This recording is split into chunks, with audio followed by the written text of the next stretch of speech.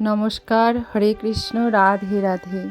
সকল ভক্তগণকে আমার কৃষ্ণ মহিমা শ্রী শ্রী রাধা মদন গোপাল জিও চ্যানেলে স্বাগত জানাই। আমার গুরুদেব প্রপাত স্বরূপ গোস্বামীর আতুল চরণে ভক্তিপূর্ণ প্রণাম, মাতা পিতার চরণে প্রণাম, সকল সাধুগুরু বৈষ্ণব ভক্তগণের চরণে প্রণাম জানিয়ে আজকের ভিডিওটি শুরু করছি।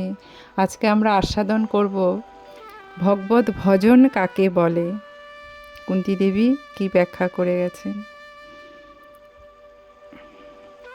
কুন্তী দেবী বলছেন, হে মাধব, গঙ্গা দেবী যেমন সকল বাধা তুচ্ছ করে সাগর মুখে চিরন্তর প্রবাহিত হয়, তোমার প্রতি আমার আকর্ষণও যেন সেই রকম অপ্রতিহতভাবে নিরন্তর ধারায় প্রবাহিত হোক। রাধে রাধে। কুন্তী দেবী তার হৃদয়ের যে ভজন ভগবানকে কি সুন্দরভাবে অর্পণ করছেন। দেখো, যেন জীবনের সমস্ত বাধা বিঘ্ন জ্বালা যন্ত্রণা দুঃখ যাই হোক, যেন সব কিছু নিয়েও যেন সাগরের মতন সব কিছু বাহিত করে তোমার প্রতি যেন আকর্ষণ বিন্দু মাত্র না কমে। তাই তাৎপর্যে প্রভুপাদ লিখেছেন যে সমস্ত মনোযোগ অপ্রাকৃত ভগবত ভজনে চালিত করলে শুধু কৃষ্ণ ভক্তিতে সিদ্ধি লাভ করা যায়। সমস্ত কিছু, দুঃখটাও আমার গোবিন্দ, সমস্ত কিছু আমরা নিত্য ঘুমাচ্ছি, সেটাও যদি মনে হয় আমার গোবিন্দেরই বিশ্রাম, আমি স্নান করছি, সেটাও আমার গোবিন্দের জন্য স্নান, পিপাসা পাচ্ছে জল পান করছি, তাতেও আমি গোবিন্দের সৃষ্টি জল পেয়ে আমি তৃষ্ণা মেটাচ্ছি, গোবিন্দের সৃষ্টির ভোজন আমি পেয়ে আমার আহার সম্পূর্ণ করছি, সব তার বলে যদি আমরা সমর্পণ করতে পারি, জীবনে অতীব আনন্দ অতীব প্রসন্নতার মধ্যে আমরা থাকতে পারবো। প্রতিটি কাজেই আমাদের কোনো দ্বিধা থাকবে না, আনন্দই আনন্দ থাকবে। তাই বলছেন, অন্য সকল স্নেহের পাশ ছিন্ন করার অর্থ এই নয় যে অন্যের প্রতি আসক্তি ভালোবাসা দিয়ে হৃদয়ের সূক্ষ্ম ভাবগুলোকে সম্পূর্ণভাবে বিনাশ করা।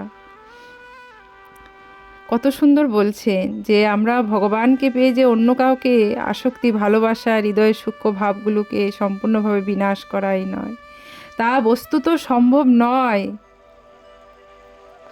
ওরাও তো সম্বন্ধ পাতিয়ে আমাদের নীলা করে দেখিয়ে গেছেন, তাই বলছে এটা সম্ভব নয়। জীব মাত্রই এই একে অন্যের প্রতি আসক্তি ভাব থাকবেই, কেননা এটি আমাদের জীবনের একটি প্রধান লক্ষণ। কামনা ক্রোধ আকাঙ্ক্ষা আকর্ষণ অনুভূতি এই সব জীবনের লক্ষণগুলোকে ধ্বংস করা যায় না, এগুলো আপন হতেই আমাদের মধ্যে সৃষ্ট রয়েছে। তাই শুধু লক্ষ্য বস্তুকে পরিবর্তন করা যায়, আমাদের যে বস্তুগুলো আছে সেগুলোকে আমরা পরিবর্তন করতে পারি। তাই কামনাকে অবহেলা করা যায় না, কিন্তু ভগবত ভজনে এই কামনার পরিবর্তন ঘটানো যায়। রাধে রাধে। আমাদের কামনাগুলো যদি আগে খারাপ নির্ম দিকে অতিবাহিত হতো, কিন্তু যখন আমরা ভগবত ভজনের সান্নিধ্যে আসব, তখন আমাদের যে কামনা বাসনাগুলো আমাদের ভগবতের দিকে ধাবিত হবে। উন্নয়ন এখানে সবার টপে রয়েছেন আমার গোবিন্দ প্রাণনাথ। তাই আমাদের কামনা বাসনাগুলো তখন আমাদের কিন্তু উচ্চ স্তরে পৌঁছাবে। তাই বলছে, ইন্দ্রিয় ভোগ কামনার পরিবর্তে ভগবত সেবার জন্য কামনা করা যায়। তথাকথিত পরিবার সমাজ দেশাদির প্রতিও আসক্তিগুলি ইন্দ্রিয় ভোগময় জীবনের বিভিন্ন স্তর মাত্র। যখন এই কামনা ভগবান শ্রীহরির সন্তোষ বিধানে রূপান্তরিত হয়, তখনই তাকে ভগবত ভজন বলে।